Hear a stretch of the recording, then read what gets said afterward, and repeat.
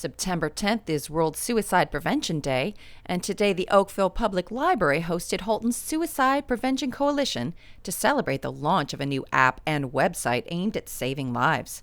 Chair of the coalition, Melanie McGregor, shared with us why these resources are so critical. World Suicide Prevention Day is a chance for people around the world to talk more and learn more about suicide and suicide prevention.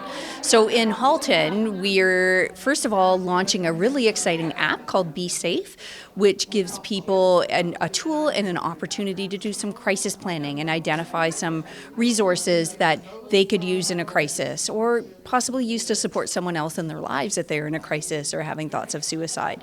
And we are also sneak peeking a brand new website for the Halton Suicide Prevention Coalition that will be live in just a number of days. So we feel like in Halton we're bringing some new resources to really help people stay safe and save lives by preventing suicide.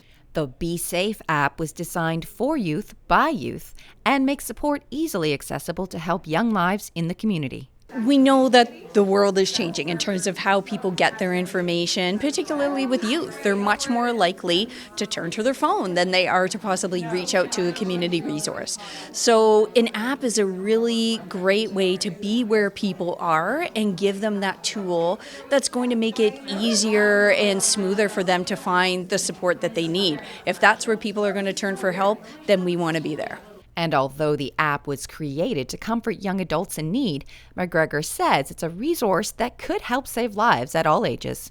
So when we look at trends in suicide across Canada, really what we're seeing is the highest rates of suicide are in adults that are about 40 to 59, which sometimes is surprising. Sometimes people feel that suicide is really a problem for youth.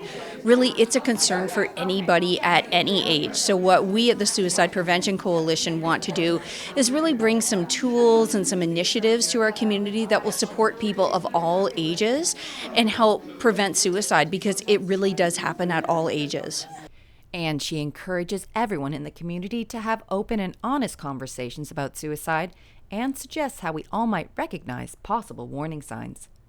There are some definite warning signs that we do see when it comes to suicide. It is very often that people will say, I had no idea, I didn't see it coming.